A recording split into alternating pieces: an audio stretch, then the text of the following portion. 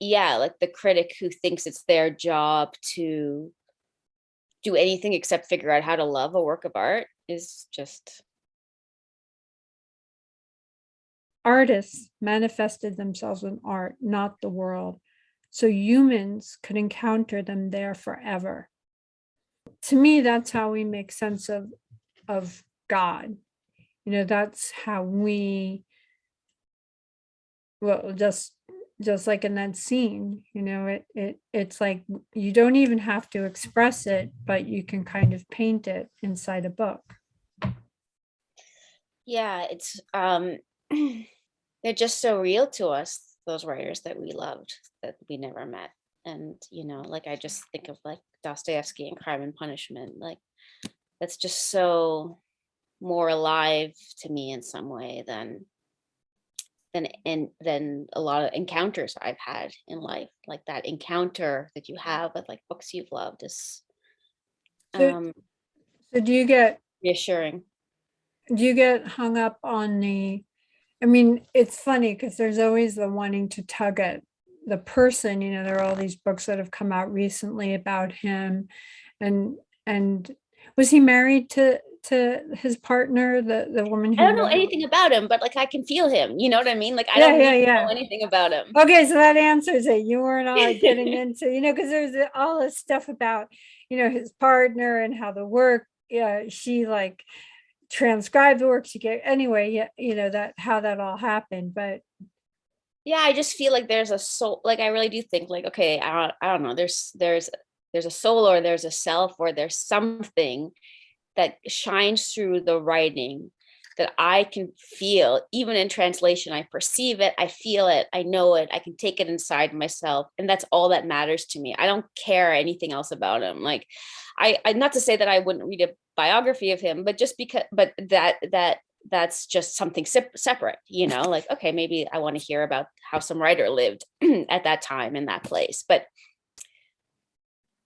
that biographer doesn't know Dostoevsky better than I do, you know?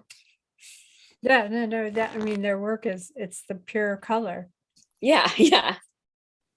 I mean, I remember I was reading Crime and Punishment. I was in special ed, ninth grade special ed class, and it was a windowless classroom with like all boys. And most of them didn't shower, and there were like every now and then someone would throw a chair. And I just remember thinking, am I getting this right? Like I love the use of the full names. I wanted to like call everyone, by their Mr. And just wondering, am I seeing this the way everybody else saw it? And it felt like I think I had it right. But the way everything else was blotted, it was like a taste, like being able to taste it. And one thought I had was like it seemed I knew it was very complex, but it also seemed very simple. And that's also about your work. It's like Miranda July, her I think it's her niece, who's the ballerina. All right. So her niece, who's a dancer. So they're dancing together. I've been And thinking about Miranda this whole conversation because you remind me so much of her. so anyway, she's doing this dance, and then and she does it really well. And then her niece just makes it look so effortless. And it's every move is just, and you, that's the role of a ballerina, like to make this look like there was no work to it. Right. And so when I'm reading your book, as someone who's a writer, I feel, I wondered how much I sense the editing, the rewrites, I mean, I might be wrong, but to me, it feels like there are deliberate choices and structure and the work. And I could see someone picking it up and not understanding all of everything that got you there. Hmm. Yeah, I think that's like one of the things that I've felt like is a misunderstanding sometimes of my writing. Like I like it to look effortless. I like that. I want to be a ballerina. I don't want to it to look like when you're reading it like this writer has really worked hard on this. Like it should seem like it comes naturally. Like it should be like a plant. Like it's just, oh, there it is. There's just that plant that just sort of like grew, you know? I don't want it to seem like I don't want somebody to see the effort. And I think that writers see the work behind it because there's always effort. Like, how could you do that? How can you write a book without effort? But I think that the appearance of effortlessness, I've had people think that that's the fact of effortlessness, and it's a choice. Like I wanted to read like that. I wanted to read like a like spring water, you know, like water from a spring. That's my ideal.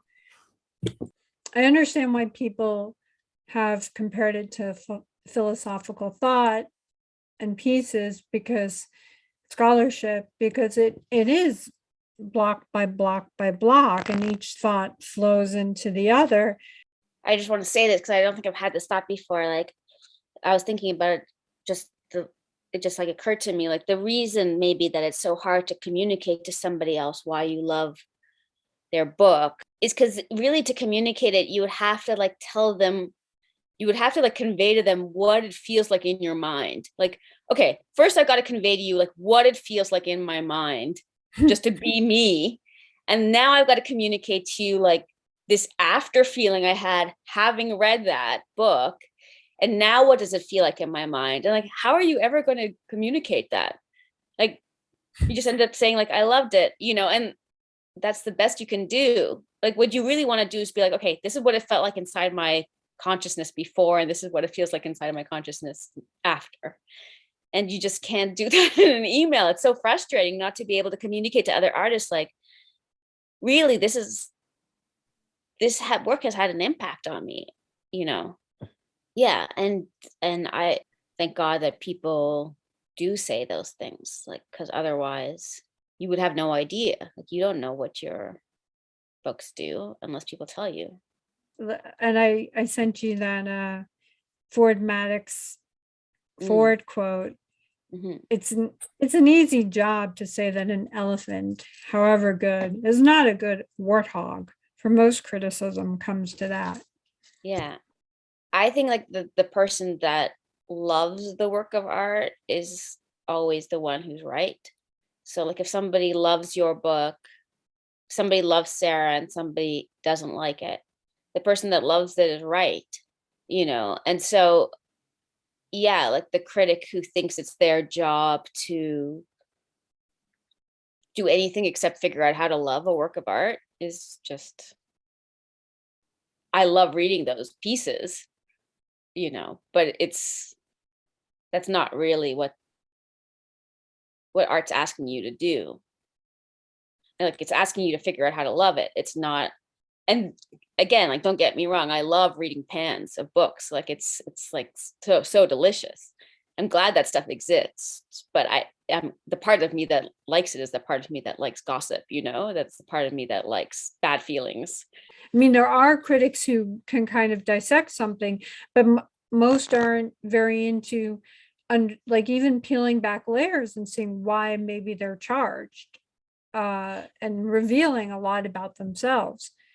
Yeah. And or why are they even taking, I mean, so many things come down to culture wars, and things are taken so very personally. So uh and trying to turn, like, the warthog into the elephant, or the elephant into the warthog.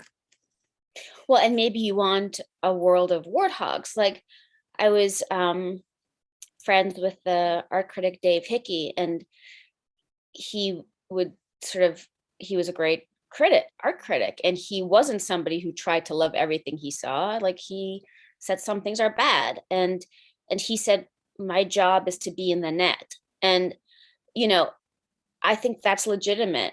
I mean, I'm speaking about criticism as an artist, you know, so I'm saying, well, the critic's job is to figure out how to love the art.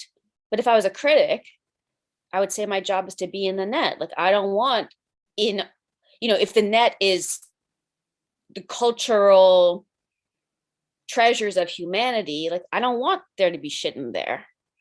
And my job is to keep the shit out, you know. So I get that too. I get that.